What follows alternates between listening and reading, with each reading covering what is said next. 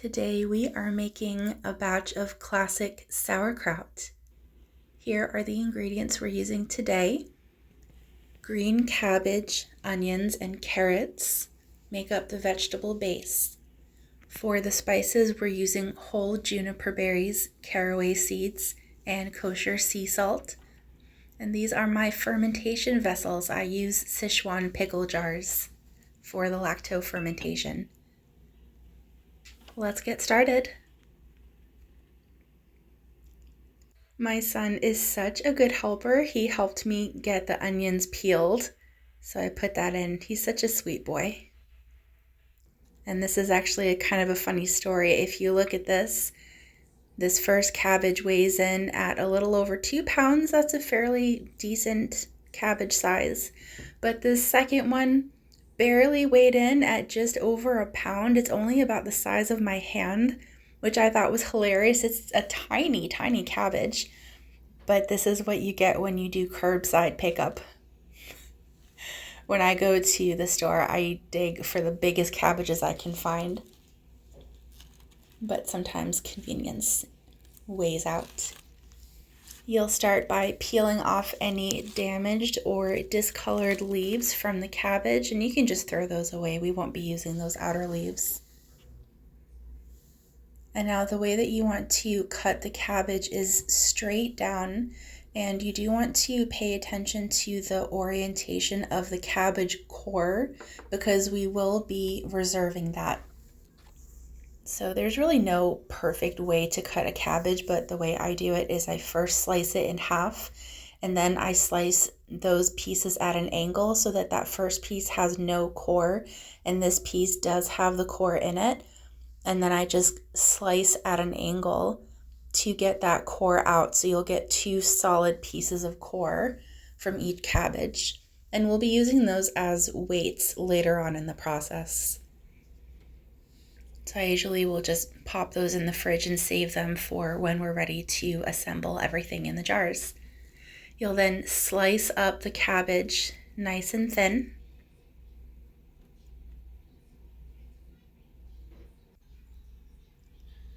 And I did forget to mention this, but before you start cutting the cabbages, you do want to reserve a few of those whole cabbage leaves, the inner ones, the clean ones here. You can see those at the top. So these are the cabbage cores that I have reserved. And these are the 2 outer large cabbage leaves that are, again, not the outer discolored ones. These are the nice ones. And then all the cabbage is finely sliced. And here we'll peel, and if you have a grater, you can grate, but if you're doing it by hand like me, I will julienne those carrots basically to make matchstick carrot shapes. And then you'll slice the onion lengthwise, so that means top to bottom. I find that that helps maintain the texture. If you want to research how the flavor and the purpose of the onion changes depending on the orientation of the cuts that are made, it's actually really interesting. So this is the fun part. We're doing the math because we want to know how much salt we should add. Now for the recipe that I'm using, it calls for a 2% salt. So there's many ways to calculate measurement, but what I'm doing today, because I didn't want to shuffle the cabbage back and forth too many times, is I just weighed the cabbage plus the bowl, and then I poured out the cabbage and I put the bowl back on the scale, and the difference, which it shows here, is the weight of the cabbage, which is in a negative number, but still it works. So you'll write down that number. That's the amount of cabbage that we have in weight by grams. And then here we're going to add the weight of the carrots and the onion. So this is the easiest way to do it. You add the carrots and the onion to a scale which has been tared out to account for the weight of the bowl, and then it will very easily show you the combined weight of those vegetables. And I'm going to write everything down in my notebook so you have The cabbage weighed 1,287 grams. The combined weight of the onion and the carrot was 492 grams. You'll then add all the vegetable weight together by grams, and then you'll multiply that total in your phone. You can do it quite easily on your phone calculator by 0.02, because that will give you a 2% weight. And that's the amount of salt that you want to add for the fermentation. Is you'll take the weight of the vegetables, calculate 2% of that weight, and that's how much salt you're adding. So today we are using 36 grams calculated to the closest gram. So we'll weigh out our sea salt and add that to the cabbage. And coming up here in a minute, I'm actually going to stop talking so that you can hear the cabbage crunching. It's very satisfying.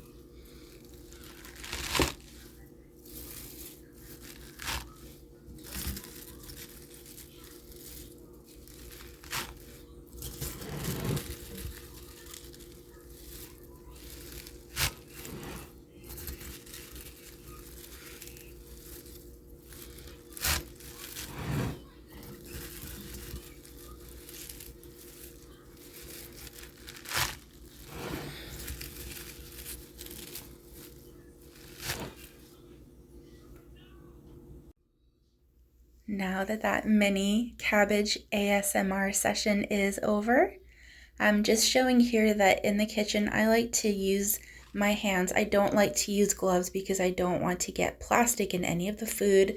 I just make sure to wash my hands, keep my nails short, no jewelry. You'll then cover the cabbage and let it rest for 1 to 2 hours. And now it's time to add the spices and the vegetables to the cabbage and get everything all mixed together. You can see here the cabbage has condensed in volume. The surface level is lower down. You'll add 10 juniper berries and 1 tablespoon of caraway seeds. I believe these are antimicrobial, and they also are great for flavor and your immune system. It's just a very classic sauerkraut recipe. So here are the cabbage cores and the cabbage leaves that I just put everything in the same container in the fridge. Just keep it fresh with the other veggies until we're ready to assemble the kraut. You'll then add the carrot and the onion to the bowl. And you'll get everything mixed in together until all the vegetables and the spices and everything is mixed evenly and all the ingredients are well incorporated. Now it's time to pack the sauerkraut into the fermentation vessel. This is my Sichuan pickle jar. You'll put a wide mouth funnel on the top, and then you'll add the sauerkraut a bit at a time, because the best way to pack in the vegetables is to do it in layers, and that helps prevent pockets of air. So you'll put some sauerkraut in, you'll take this tamper, it's like a wooden mallet, and you'll just push all the vegetables down. Basically what you're trying to do is to squeeze out any pockets of air and get those vegetables nicely condensed. And then you'll just repeat that until the jar is almost completely full. So just do it in layers. You'll add vegetables, tamp it down, vegetables, tamp it down until you've gotten almost to the top of the jar. I first learned about the Sichuan style pickle jar from watching videos of another YouTuber, and the design is just so elegant. This is an incredible design. It's perfect for lacto fermentation. It's really just an ingenious design, and I really like using it. Plus, they just look pretty. So this particular recipe that we made today filled about 1.5 of these jars, and these containers are half-gallon ceramic fermentation crocks.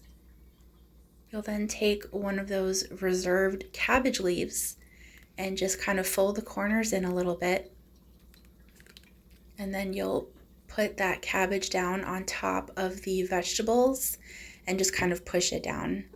And what this does is, because the way the jar is shaped and the edges curve up, this cabbage will almost act as a seal on the top to help hold all of those vegetables beneath the surface of the liquid, which will be released from the vegetables as the lactofermentation process begins. And then here you just add the cabbage cores and kind of wedge those in. And this whole process helps just keep all those vegetables underneath the liquid, because if anything is above, it might mold. And we don't really care about the cabbage core. That's why we do it this way. If the cabbage core gets a little dry or a little brown, it's not a big deal, but this helps protect the vegetables. You'll then place the lid on and then add water in that little trough area, and that creates an airlock. So this means that any outside air cannot enter, but any gas buildup from the lactofermentation process in the middle can escape. It's an ingenious design. And then you'll just take off any of those floaters. And this is just a little method that I've figured out for me. I put a paper towel down to help catch any drips, and then I'll actually take another paper towel and fold it up to make a little pad, because the fermentation crocks that I use are handmade and they're not perfectly even, but adding just a little bit to one side will help keep the water level even. Here we are on day 2, and I managed to get some of those fermentation bubbles on camera for you. It's so cool. They make such cute little popping sounds. You can't hear them very well on the video, but they're fun. Those are all the beneficial probiotic bacteria growing and releasing gas as a byproduct of fermentation. Here are some previous batches of sauerkraut that I made, and stay tuned for part 2.